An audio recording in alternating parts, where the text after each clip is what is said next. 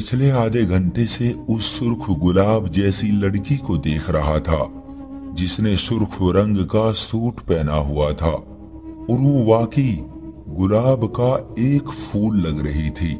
अपने लंबे कद और खूबसूरत चेहरे के साथ वो हिरनी जैसी निगाह वाली, जैसे कोई कयामत थी।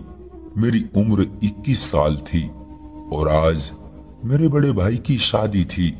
मेरी भाभी विदा होकर घर आ गई थी, लेकिन एक लड़की थी जो भाभी के पल्लू से बंद कर रह रही थी।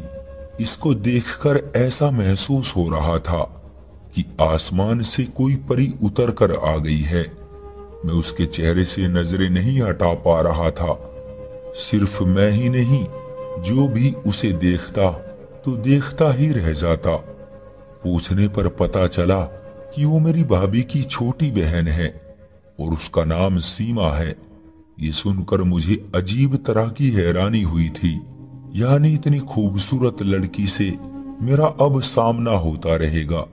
लेकिन मुझे नहीं पता था कि ये हसीना तो हमेशा के लिए मेरे घर में रहने के लिए आ गई थी।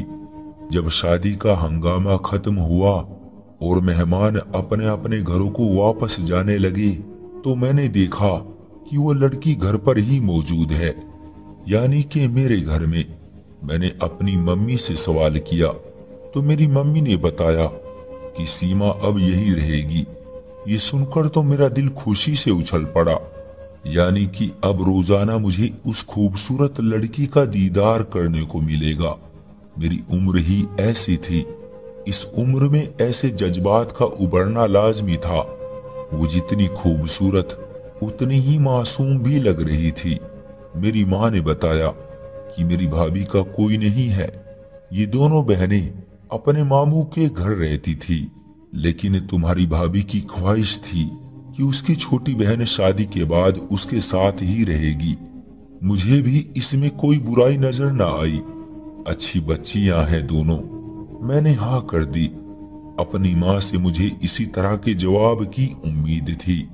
वो नरम दिल की औरत थी।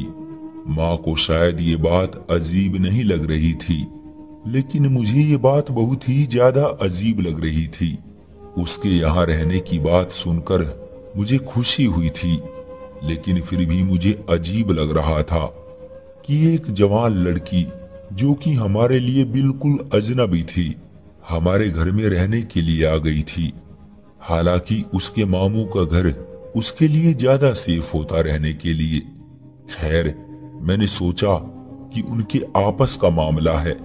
इस तरह वो लड़की हमारे घर में रहने लगी और मेरा भाई अनिल बहुत खुश नजर आने लगा था।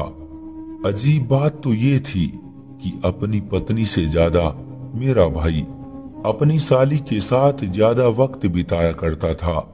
भाई और भाभी अगर कहीं दावत पर जाते तो सीमा एकदम से तैयार होकर उनके साथ चली जाती। न भाई को ऐतराज होता उनके साथ जाने पर, न भाभी को। भाभी को ऐतराज इसलिए नहीं था क्योंकि वो उसकी सगी बहन थी, ये बात तो समझ में आती थी। लेकिन भाई को तो ऐतराज होना चाहिए था ना। भाई की नई नई शादी थी और उसे वक्त चाहिए था अपनी पत्नी के साथ गुजारने के लिए। लेकिन ये लड़की तो दोनों के साथ साई की तरह चिपक कर रह गई थी। भाभी को उस घर में आए हुए 1 हफ्ता हो चुका था। मैं उसे जितना मासूम समझ रहा था वो उतनी मासूम नहीं थी। मुझे आहिस्ता आहिस्ता अंदाजा होता जा रहा था वो मुझसे कोई बात नहीं करती थी, बस मेरी आंखों में देखती रहती थी, वो भी अजीब अजीब सी नजरों से। और जब मैं उसकी तरफ देखता तो वो नजरें दूसरी तरफ कर लेती थी, एकदम से अजनबी बन जाती थी। मुझे समझ नहीं आ रहा था कि उस लड़की को मुझसे क्या परेशानी थी, लेकिन जरूर कुछ न कुछ परेशानी उसे मुझसे जरूर थी, क्योंकि वो मुझे मोहब्बत की नहीं बल्कि अजीब सी नजर से देखती थी। अगर वो हसीना थी तो मैं भी कुछ कम नहीं था। मुझे भी लड़कियां मुड़ मुड़ कर देखती थी, लेकिन उस लड़की की नजरों में कुछ अजीब सा था जिसे मैं समझ नहीं पा रहा था। बात सिर्फ यहाँ तक ही ना रही। उस लड़की ने कहा, कि अकेले सोते हुए उसे डर लगता है। उसे भाभी के साथ सोना है और भाभी ने भी खुशी खुशी उसे अपने कमरे में सोने के लिए इजाजत दे दी। न सिर्फ भाभी बल्कि भाई ने भी कुछ नहीं कहा। इस बात ने मुझे और भी ज्यादा परेशानी में डाल दिया था। ये सब मेरे घर में क्या हो रहा था? वो सारा दिन साई की तरह उन दोनों के साथ रहती थी। ये बात तो समझ में आती थी। दावतों में उनके साथ जाना, हर वक्त मेरे भाई से हंसी मजाक करना, बिना वजह फरमाइशें करना, ये सब नजरअंदाज किया जा सकता था।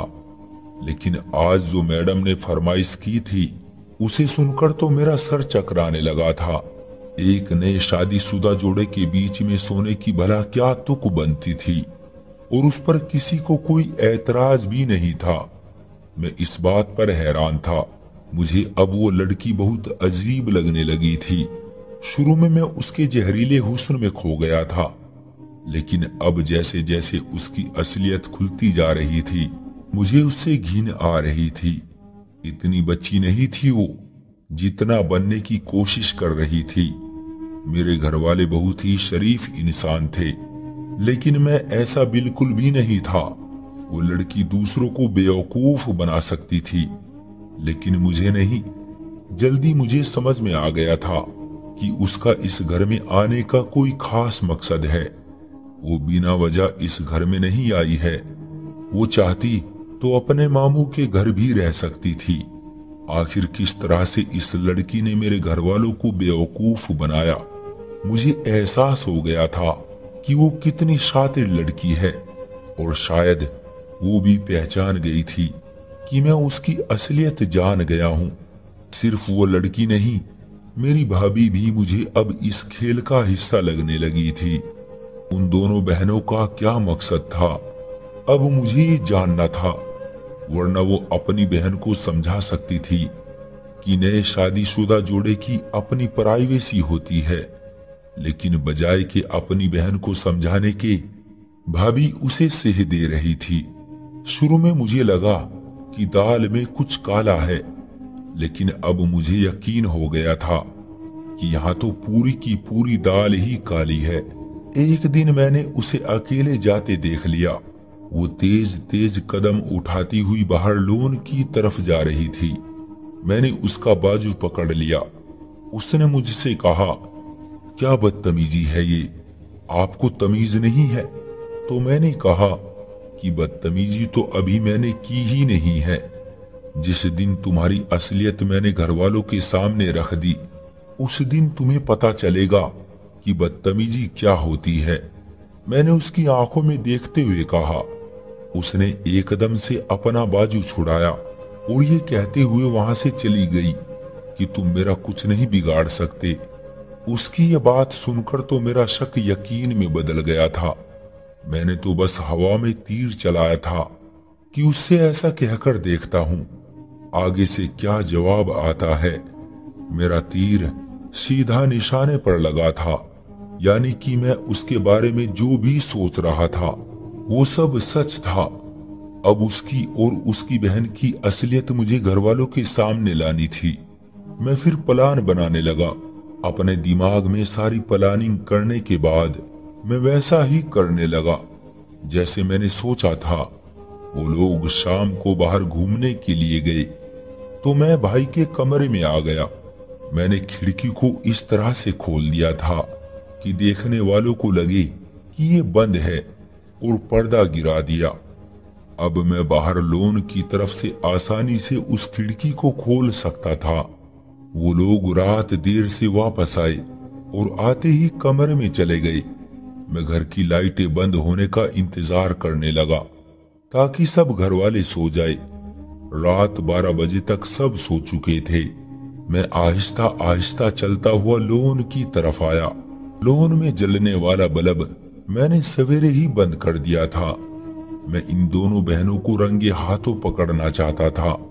मैंने देखा कि भाई के कमरे की लाइट जो पहले बुझी हुई थी, अचानक से रात 1 बजे फिर से जल उठी। मैं समझ गया कि यही मौका है। मैंने आहिस्ता आहिस्ता से खिड़की खोली और थोड़ा सा पर्दा सरकाकर देखा तो सामने का मंजर देखकर तो मेरे जिस्म में से तो जैसे रूह ही निकल गई। ये दोनों बहनें मेरे भाई के साथ क्या कर रही थी, मुझे यकीन नहीं आ रहा था।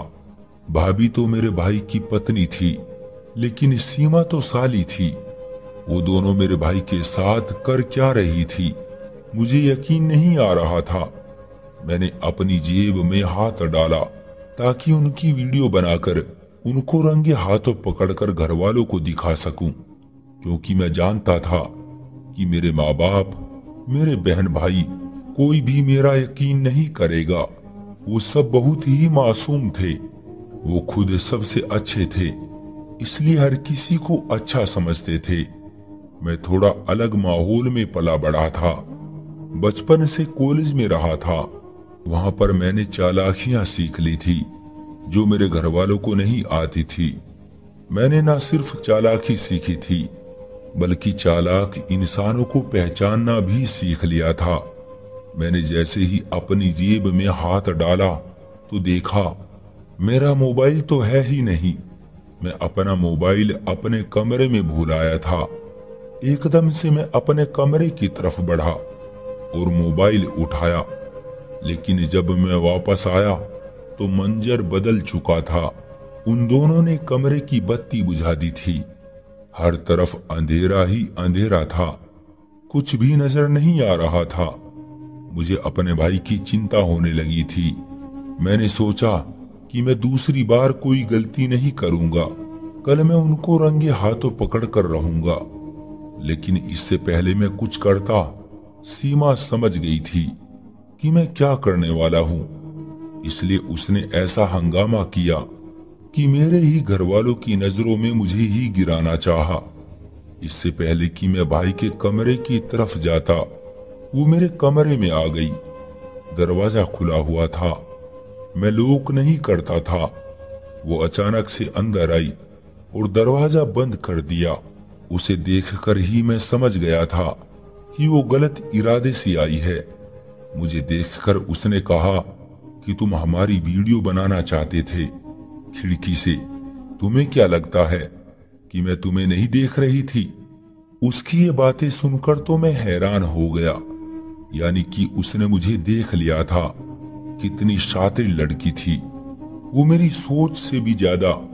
मैंने उससे कहा कि मेरे कमरे से बाहर निकल जाओ, तो उसने कहा ऐसे तो नहीं जाऊंगी, हम तो डूबेंगे सनम, तुमको भी ले डूबेंगे। ये कहने के बाद उसने अपने दाएं बाजू पर हाथ रखा और अपनी शर्ट की आस्तीन फाड़ दी। इसके बाद अपने बालों का जूड़ा खोलकर उन्हें बिखेरा, फिर दूसरी आस्तीन भी फाड़ दी और जोर जोर से चीखना शुरू कर दिया, बचाओ मुझे बचाओ। उसकी इस हरकत पर मैं हैरान हो गया।